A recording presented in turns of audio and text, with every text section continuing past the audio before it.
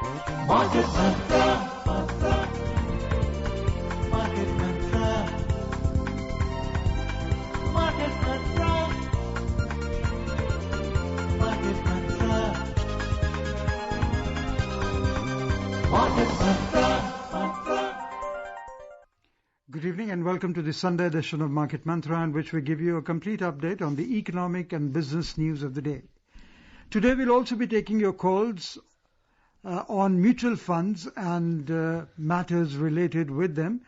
So the numbers that you should call us on are as follows: 2331-4444, 2371-7106, or 2371-7117. And those of you who will be calling us from outside Delhi, please prefix 011. My name is Rajesh Lake and with me is my co-anchor in Hindi, Sonu Sood. धन्यवाद राजेश। नमस्कार श्रोताओं, market मंत्र में आपका स्वागत है। रोज की तरह आज भी हम ताजा आर्थिक समाचार आप तक लाएंगे। श्रोताओं, आज रविवार है। हर रविवार की तरह आज भी हम म्यूचुअल फंड से जुड़े आपके प्रश्न सीधे प्रोग्राम में शामिल करेंगे। हमसे बात करने के लिए आप इन नंबरों पर हमें फोन कर सकते हैं: 23314444, 23717106 और तीसरा नंबर है 23717117। दिल्ली से बाहर के श्रोता इन नंबरों से पहले 011 भी डायल करें। प्रश्नों के जवाब देने के लिए हमारे साथ कार्यक्रम में जुड़े हुए हैं म्यूचुअल फंड विशेषज्ञ धीरेन्द्र कुमार। धीरेन्द्र, नमस्कार। कार्यक्रम में आपका स्वागत है। वेलकम। धन्यवाद आपका। Thank you. और अब शुरुआत में हेडलाइंस, जिन्हें आप तक ला रहे हैं राजेश लेख। Public sector banks sanction loans worth over 17,000 crore rupees under Emergency Credit Guarantee Scheme. Foreign investors pump in over 18,500 crore rupees into Indian capital markets in the first week of June. And OPEC and allied nations agree to extend oil production cut till July end. आपात ऋण guarantee योजना के अंतर्गत सार्वजनिक क्षेत्र के बैंकों ने 17,000 करोड़ रुपए से अधिक के ऋणों को दी मंजूरी। विदेशी निवेशकों ने जून के पहले सप्ताह में भारतीय पूंजी बाजारों में 18,500 करोड़ रुपए से अधिक की राशि डाली और ओपेक और संबद्ध राष्ट्रों ने जुलाई के अंत तक कच्चे तेल के उत्पादन में कटौती जारी रखने पर सहमति जताई।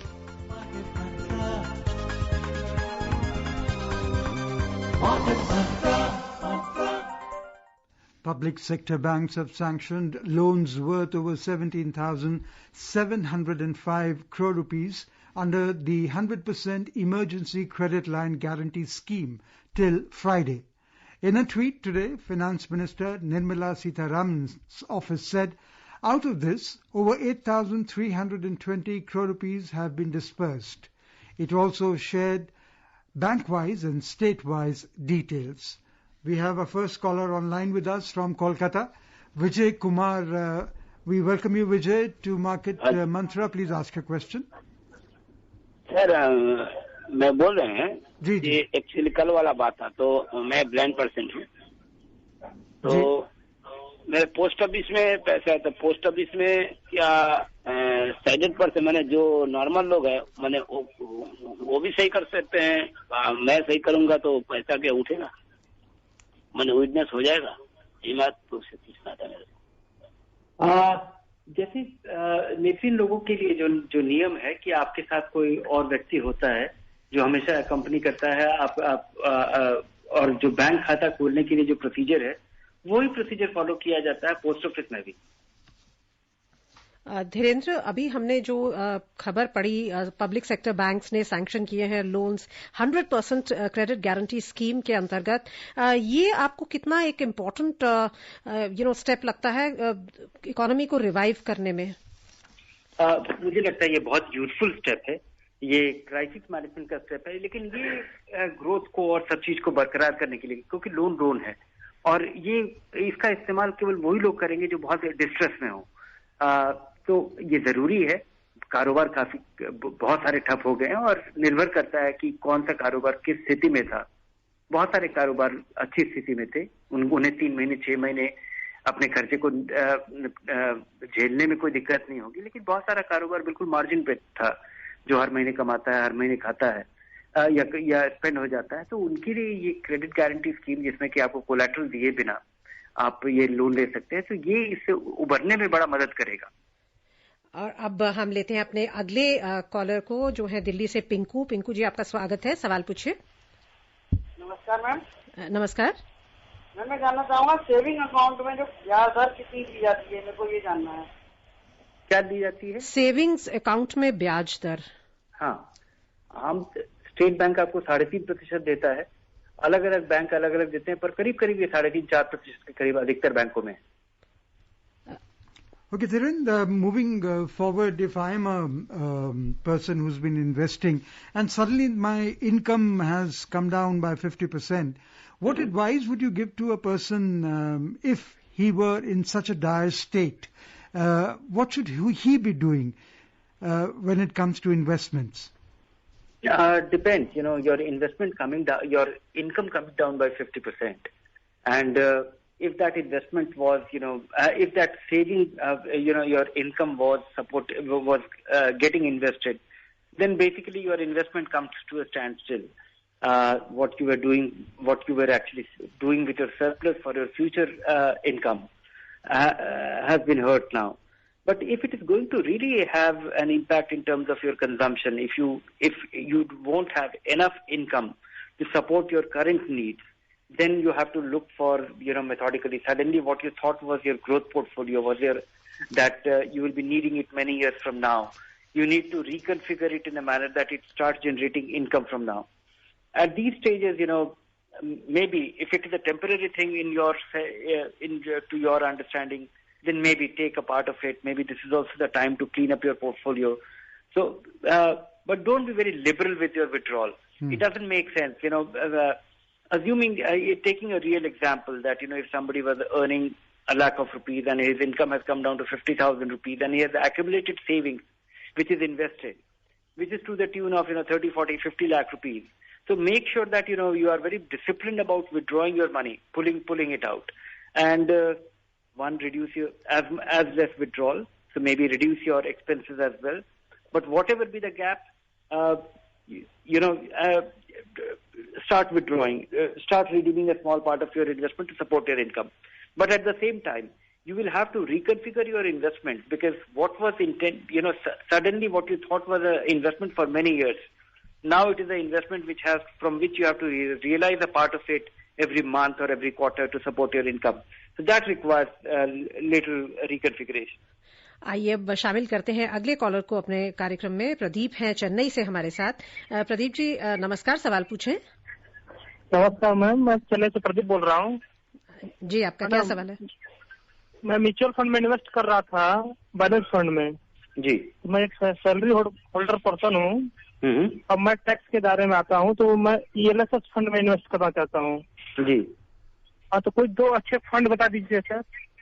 और मैं पेटीएम मनी के द्वारा करने जा रहा हूँ, तो क्या सही रहेगा? जी हाँ, पेटीएम मनी के द्वारा भी कर सकते हैं, बल्कि पेटीएम मनी के द्वारा और ऐसे 3-4 और हैं, ग्रो है, कुबेरा है, ET मनी है, जहाँ पर आप इन्वेस्ट ही नहीं करते हैं, आप बल्कि डायरेक्ट प्लान में करते हैं, जो कि ज्यादा सस्ता होता है। जरूर कीजिए। कुछ अच्छे टैक्स सेविंग फंड गिनाना हो तो एक्सिस का लॉन्ग टर्म इक्विटी फंड, या आदित्य बिरला सन लाइफ का टैक्स रिलीफ, या DSP ब्लैकरॉक का DSP का टैक्स सेवर। और Mr. Malhotra from Delhi now joins us. We welcome you. Mr. Are you there? I just wanted to know that everybody doesn't have the access to value research or big companies like this thing. How do we find out a real good financial advisor who is honest to us, who is like a doctor, who is like an advocate, who is like a backbone of how do we identify this thing? There are so many parameters which we cannot understand. A small man like me cannot understand these things. It's a difficult thing. There are many financial advisors who are good, but there are as many who are not so good. And unfortunately, like many other services where the outcome can actually be evaluated in a defined time frame, financial advisors' outcome will be discovered many years after you have availed the service, and it may be it cannot be undone after it has been done. So I think there are two ways around it. Keep looking for a good advisor if you can get some good reference, somebody and who looks thoughtful, who has sensible. Because one is to actually, it is not, there are ways of evaluating it. There is a possibility that all advisors may not have all the answers, and they cannot have, and they should not have. But I think somebody who is thorough with his job gets back to you with an answer, with an explanation. And many a times, the kind of questions that investors have for their investments or the anxiety that they have, there is a possibility that there are multiple answers to the same question. For example, if you ask me that, where to invest now for 5 years, I will have three kind of answers. If you are a taxpayer, I'll have a different opinion. If you are a first-time investor but not a taxpayer, I'll have a different opinion. If you are an investor, already an investor, have been through the ups and downs of the market, I'll have a different recommendation. And all the three recommendations are right. Just that, it is suitable, it is suited for different people with different experience, with different scale. Your first 10 lakh rupees, you need a different advice. The moment your surplus is substantially more than what your monthly, what your requirements are, or we have way more than enough, your margin of error can be there. Your ability to assume risk changes. So just figure out, that is one. But I think the most important check that you will have, that you require, whether you are able to find a great advisor or not, having some basic framework for yourselves. Because personal finance is not that complicated or sophisticated as rocket science. Yes, you may not have all the answers, but you don't need all the answers. In fact, today, finding an answer to any of the factual questions, I'm not referring to conceptual questions. Factual questions is just, a click away. You can search, look for it, read, and a little bit of reading, be precise with your question, you can get it. The real thing is that, having the broad framework that why are you doing what you are doing, and everything comes with a risk. Understand the risk and follow the basic rule. If something is too good, it is unlikely to be true. So if you have these basic tenets in place and ask questions, and if you get too lofty answers, be wary of it. बहुत ही अच्छा आपने advice दिया जो हमारे सभी श्रोताओं के लिए यूजफुल रहेगा। अब गाजियाबाद चलते हैं, गौरव हैं हमारे साथ। गौरव जी, आपका स्वागत है, सवाल पूछें। नमस्ते सोनू जी, नमस्ते वीरेंद्र जी।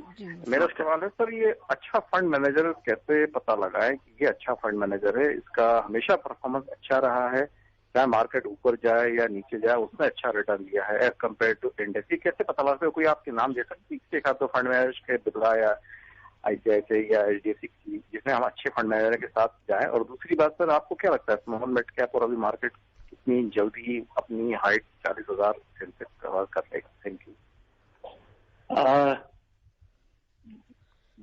ये अच्छे फंड मैनेजर बदलते रहते हैं और बड़े सारे अच्छे फंड मैनेजर थे जो अब अच्छे नहीं लग रहे हैं। बड़े सारे अनजाने फंड मैनेजर्स हैं जो अचानक अच्छे लगने लग गए हैं और उनका भी 5-7 साल 10 साल का ट्रैक रिकॉर्ड बिल्ड हो गया है। अगर आप देखें तो मिराई एसेट, जो कि बहुत सारे लोग अभी भारत में उसका नाम नहीं जानते हैं, मिराई एसेट का इमर्जिंग ब्लू चिप फंड या दूसरा वाला भी जो फंड है, वो उनका काफी शानदार प्रदर्शन रहा है पिछले 7 साल में, 10 साल में। अब उनका फंड 10 साल पुराना हो गया और बड़े कम लोग जानते हैं, और लोगों ने पैसा इसमें लगाना शुरू कर दिया है। पूरे फुल मार्केट साइकिल में इसका प्रदर्शन अच्छा रहा है। इसके अलावा और भी बहुत सारे फंड मैनेजर हैं, बहुत सारे नए फंड मैनेजर। अगर आपने देखा होगा पराग पारिक का लॉन्ग टर्म इक्विटी फंड, ये भी 7 साल पुराना हुआ, बड़ा जबरदस्त प्रदर्शन है। एक आदमी मैनेज करता है शुरुआत से और इसमें 25-30% विदेशी स्टॉक्स में भी पैसा लगा हुआ है। तो ये कुछ दो बड़े प्रॉमिसिंग नए रिलेटिवली अनजाने मासेस के लिए या एक्सिस के फंड, इनका बड़ा जबरदस्त प्रदर्शन रहा है। और इन्होंने अपना गुर भी बड़ा, इनका जो सीक्रेट है वो बड़ा सिंपल है कि हाई क्वालिटी पोर्टफोलियो इक्विटी और डेट दोनों में इन्होंने बरकरार रखा है, जिसका की असर उनके फंड के प्रदर्शन में दिख रहा है। और बाकी तो पुराने बहुत सारे अच्छे फंड मैनेजर थे जो बड़े अच्छे नहीं लग रहे हैं, और कुछ एवरेज थे जो कि बड़े अच्छे हो गए। एवरेज फंड मैनेजर जो कि उनका प्रदर्शन बड़ा इम्प्रूव कर गया है, उसमें SBI के इक्विटी फंड आते हैं। ये शायद उन्होंने ये भी पूछा था राजेश कि सेंसेक्स 40,000 तक कब आएगा? कहना तो मुश्किल ही होगा ये, लेकिन नहीं, ये तो बिल्कुल मुझे नहीं पता है 40,000 कब आएगा। यहाँ 34,000 आ गया है, यही कम नहीं है। मुझे तो इसी बात पे बड़ी हैरानी है कि बाजार में जो भारी गिरावट हुई थी, जब बाजार अचानक गिरा मार्च के महीने में, तो जिस तरह की गिरावट हुई थी उसके बाद इतना जबरदस्त रिकवरी, जबकि अभी भी मुझे आशंका है बाजार सेंसेक्स पे 23% गिरा था मार्च के महीने में, और अप्रैल में ये 14%, 14.5%, और अभी तक अगर हम देखें तो बड़ी भारी रिकवरी हो चुकी है। 14% बढ़ा था और अब अभी भी शायद 10% बढ़ गया होगा इस महीने 8% अभी तक बढ़ चुका है। तो अगर आप इसको उस नजरिए से देखें तो बाजार में भारी वृद्धि हुई है, और अभी मुझे लगता है कि बुरी खबरों का तांता, अब जो रियलिटी है, जो हम देख रहे हैं कि अभी तक सब कुछ सामान्य नहीं हुआ है, बहुत सारी चीजें शायद कभी सामान्य ना हो, बहुत सारी चीजों को सामान्य होने में बहुत समय लग जाए। हालांकि अब हम निकलना हमने किया है। हो सकता है अभी भी अनिश्चितता है कि ये जो महामारी है ये दोबारा से ये रिकर कर जाए, किस तरह से ये होता है। तो यह अनिश्चितता है, और में कारोबार के लिए और निवेशकों के लिए, और जिस तरह से डिमांड डिस्ट्रॉय हुआ है, अभी हमारे कंज्यूमर्स को कॉन्फिडेंस आने में बड़ा समय लगेगा कि अब वो निकल करके गाड़ी खरीदने लग जाए, घूमने लग जाए। तो मुझे लगता है कि अभी कहना बड़ा मुश्किल है। पता नहीं है 1 साल लगे, 2 साल लगे, 3 साल लगे, होगा जरूर, लेकिन ये समय बता पाना या देख पाना, मुझे लगता है कि अभी बाजार की स्थिति काफी अच्छी है। या अगर उसको हम उस नजरिए से देखें कि अभी कंपनियों की स्थिति क्या है और आर्थिक व्यवस्था की स्थिति क्या है। I hope we are able to sustain this. Joining us now is Virendra from Mumbai. We welcome you, Virendra. Please ask your question. Good evening, Dhirendra ji and team. Ji. Sir, my question is whether any default can happen in the debt portfolios of balanced funds, keeping in view the recent episodes of default in the debt fund space recently. So, sir, what is your advice in this regard to the investors of balanced funds? Thank you so much. Yes, absolutely. Defaults can happen in any debt portfolio, including balanced fund. And balanced fund, unlike, you have different kind of debt fund. And most of the time, those debt funds are invested in government securities, high quality money market instruments. Balanced funds are mostly invested in corporate debt only, and relatively higher yield ones. And so there is a possibility, and more so the kind of economic context we are living in right now. There are companies which are good, they have never defaulted. They might be AA, they might be AAA, or they might be BBB. But changing context, rating is the opinion as of now, and the opinion can change, and so could be the economic conditions or the financial condition of that company. So if companies face rough weather, companies can get downgraded, and that can have an impact on the debt portfolio. Balanced fund can face, but still I would say that balanced funds, because they are 70-75% equity, and we are quite used to 1%, 2% up and down of the equity market. Yes, it will be unfortunate that balanced funds face that kind of risk, that they are facing a default with their fixed income investment, which is not expected in the normal condition. Debt funds, the debt component of a balanced fund is primarily to provide stability to an otherwise volatile portfolio. So debt funds, debt component of the balanced fund getting a blow will be disappointing, but it will not be very unnerving, because we are very much used to 1%, 2%. Yes, when it happens with the equity portfolio, it makes a comeback. When it happens in the debt portfolio, it goes down the drain, or it gets stuck for a long time. So it can happen, and I don't think we have much way around it. When you are investing in the balanced fund, be a little more selective. We like balanced funds which are, into top quality, and they are not trying to trying to maximize return with their fixed income portfolio. Because the primary role of a fixed income or the debt portfolio in a balanced fund is to provide it stability, not to cause more anxiety. Mumbai से Dyson है हमारे अगले collar. स्वागत है, सवाल पूछिए। Sir, एक तो कंपाउंडेड जो कंसेप्ट है वो फिक्स इनकम में समझ में आता है, लेकिन म्यूचुअल फंड इसमें अभी भी कंपाउंडेड कंसेप्ट क्लियर नहीं हुआ है, ये थोड़ा एक्सप्लेन करिए। और दूसरा, कोटक का स्टैंडर्ड मल्टी कैप और एक्सेस ब्लू चिप, ये दोनों फंड गिरते हुए बाजार में ठीक कर रहे हैं कि कैसे है आपका ओपिनियन? आपका दूसरा सवाल आसान है कि दोनों फंड अच्छे हैं और गिरते बाजार में थोड़ा कम गिरे हो तो बहुत उनमें भी गिरावट है और बड़ी गिरावट है। हाँ, बाजार की तुलना में थोड़ा कम गिरे होंगे और ये दोनों ही बहुत हाई क्वालिटी पोर्टफोलियो है, तो ये काफी पहले से ही ये फंड्स अपना रेजिलियंस दिखा रहे हैं। ये दोनों अच्छे फंड है। गिरते बाजार में इक्विटी फंड से एक्सपेक्ट करना कि वो नहीं गिरेगा, ये जादू उम्मीद करने के बराबर है। दूसरा कि कंपाउंडेड एनुअल रिटर्न एक्चुअली होता नहीं है इक्विटी में। इक्विटी रोज ऊपर नीचे होता रहता है और जब हम इक्विटी में रिटर्न जब हम जोड़ते हैं तो हम देखते हैं कि एक साल पहले इसका क्या दाम था, आज कितना दाम है, और इसमें जो अंतर आया उसको हम कंपाउंड करके देख लेते हैं। 5 साल का रिटर्न अगर किसी स्टॉक का दाम 10 रुपए से 50 रुपए हो जाता है तो हम उसको हम बस कंपाउंड इंटरेस्ट के फॉर्मूला पे देख करके हम बता देते हैं कि 5 साल का ये आपका रिटर्न कितना बैठा। इस बीच में जो 5 साल का जो आपका होल्डिंग पीरियड है किसी शेयर का या किसी इक्विटी फंड का, उसमें जो बीच में डिविडेंड मिला होगा उसको भी री इन्वेस्ट कर दिया जाता है। तो इक्विटी आपको रिटर्न देता नहीं है। इक्विटी से जो आपको रिटर्न मिल जाता है उसको कंपाउंडिंग के टर्म्स में आपको बताया जाता है, या आप देखते हैं कि यहाँ पे आपको 20% का सालाना रिटर्न 10 साल में मिला, या 12% का या 8% का। तो ये केवल नापने का तरीका है। इक्विटी आपको किसी तरह का कोई एनुअलाइज रिटर्न प्रॉमिस नहीं करता है, ना ही आपको वहां पे डिविडेंड आपको मिलता है जो कि जिसमें थोड़ी बहुत निश्चितता हो सकती है।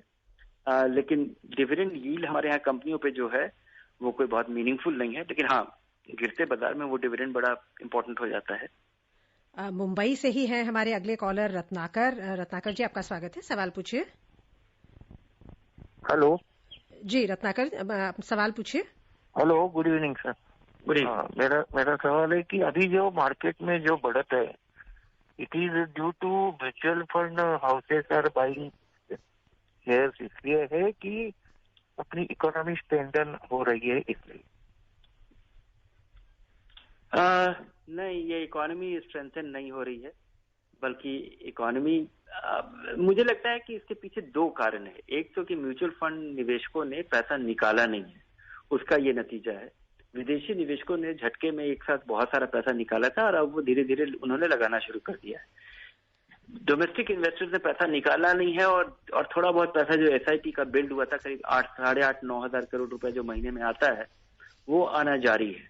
तो पैसा अगर निकला नहीं और वो पैसा आना जारी है तो वो एक दूसरा कारण है मुझे लगता है। लेकिन सबसे महत्वपूर्ण कारण ये है कि हम उम्मीद कर रहे थे कि ये हाहाकार मचा रहेगा और वहां पे लोगों को थोड़ी उम्मीद बंध गई है कि कभी न कभी ये सब ठीक हो जाएगा। लोगों में होप आ गया है और वो होप मुझे लगता है कि बाजार के लोगों में ज्यादा आया है, और बाजार से मतलब स्टॉक मार्केट के लोगों में और इन्वेस्टर्स में ज्यादा आया है, और असल इकोनॉमी में और जो हमारे चारों तरफ दिखता है वहां पे अभी उतनी वैसी उत्साह नहीं दिख रही है जितनी बाजार में दिख रही है। तो मुझे लगता है कि बाजार में गिरावट आएगी जब लोग देखेंगे कि और अलग अलग कंपनियों पे अलग अलग सेक्टर्स पे इसका अलग असर दिखेगा। बहुत सारी कंपनियां हैं जहाँ पे सब रफ्तार काफी तेजी से वो सब चीज नॉर्मल हो जाएगा जब हमारी ये हेल्थ की स्थिति ठीक हो जाती है। बहुत सारी कंपनियों में बहुत समय लगेगा और बहुत सारी कंपनियों में हो सकता है कि एक परमानेंट इसका असर दिखे कि अनिश्चितता ही नहीं रहे। उन कंपनियों के भविष्य पे एक क्वेश्चन मार्क लग जाएगा कि अब ये कभी भी क्योंकि बहुत सारे कारोबार ऐसे हैं जहाँ पे अगर आपके 15-20% ग्राहक अगर जो बहुत सालों में बिल्ड हुए थे वो हमेशा के लिए अगर गायब हो जाते हैं तो उस बिजनेस को 70-80% मार्केट को एड्रेस करके अपने एग्जिस्टिंग कॉस्ट स्ट्रक्चर में वायबल होने में बड़ी समस्या होगी, तो शायद वो कभी मुनाफा नहीं बना पाए। तो स्टॉक मार्केट के नजरिए से या इन्वेस्टमेंट परफॉर्मेंस के नजरिए से अगर हम देखें तो कंपनियों को सबसे पहले सामान्य होना पड़ेगा। उतना ही नहीं, बाजार में उत्साह तो कंपनियों के बढ़ती आमदनी पे होता है। जब कंपनियों के अर्निंग्स बढ़ते हैं और बाजार उसका पीछा बहुत रफ्तार से करता है आपने देखा होगा कि वो सारी कंपनियां जो कि बहुत रफ्तार से बढ़ रही थी और उनके बारे में आशंका हुई, वहां पे 50, 60, 70% की गिरावट देखी गई है। और उन कंपनियों में वापस कब ग्रोथ आएगा, कब कंज्यूमर कॉन्फिडेंस दिखेगा, कब वो वही पुरानी वाली स्थिति के पे वापस आ पाएंगे, ये कह पाना बड़ा मुश्किल है। धीरेन्द्र जी, आपने अभी मेंशन किया विदेशी निवेशकों के भारतीय बाजार में लौटने की बात कही, तो उस पर से जुड़ी हुई हमारे पास एक स्टोरी है। विदेशी पोर्टफोलियो निवेशकों एफपीआई ने जून के पहले सप्ताह में भारतीय पूंजी बाजारों में 18,589 करोड़ रुपए की विशाल राशि डाली। जून के पहले 5 कारोबारी सत्रों के दौरान विदेशी निवेशकों ने इक्विटी श्रेणी में 20,814 करोड़ रुपए की शुद्ध राशि निवेश की, लेकिन डेट फंड से 2,225 करोड़ रुपए की राशि निकाल ली। इससे पहले 3 महीने लगातार एफपीआई ने शुद्ध बिकवाली की थी। Also, the Organization of the Petroleum Exporting Countries, OPEC, and allied nations have agreed to extend a production cut of nearly 10 million barrels of oil a day through the end of July, hoping to boost energy prices hard hit by the coronavirus pandemic. Ministers of the cartel and outside nations like Russia met via video conference to adopt the measure aimed at cutting out the excess production, depressing prices as global aviation remains largely grounded due to the pandemic. It represents some 10% of the world's overall supply. और अब जयंत हैं मुंबई से, हमारे साथ काफी देर से जुड़े हुए हैं। बहुत बहुत धन्यवाद वेट करने के लिए। जयंत जी, सवाल पूछें। Hello ji, my question is pertaining to. आप अपना रेडियो का वॉल्यूम प्लीज हल्का कर दीजिए, एको आ रहा है। My question is pertaining to mutual fund and question is very academic. I want to know what is mutual about mutual fund. What do you mean by mutual? Mutual between what? Oh, mutual fund expression is derived from that, everybody who comes invests in a mutual fund is chasing a similar goal, because every fund has every investor who chooses to invest in a mutual fund is buying into the concept of investing alike, and all the gains and losses and income are distributed proportionately in terms of ownership of the mutual, the unit holders' ownership.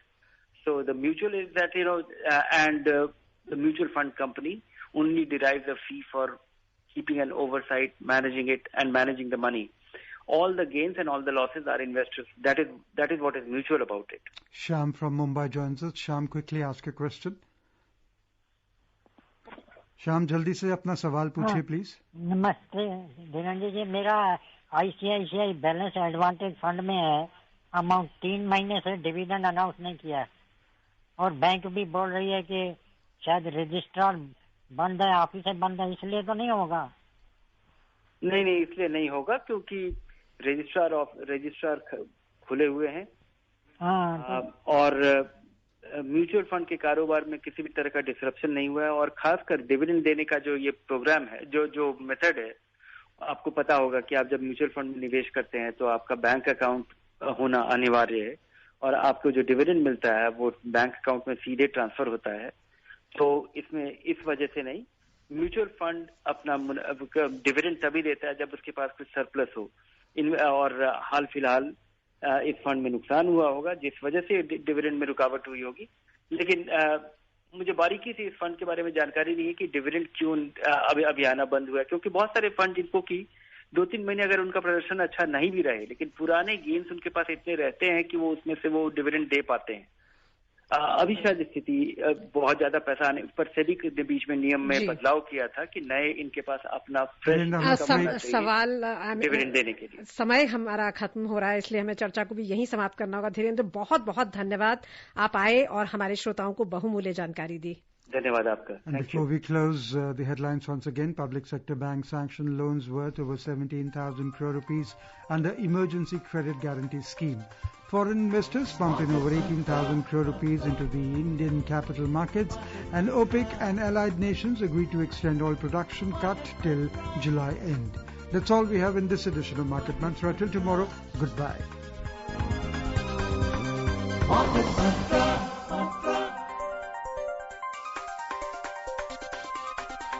Market Mantra.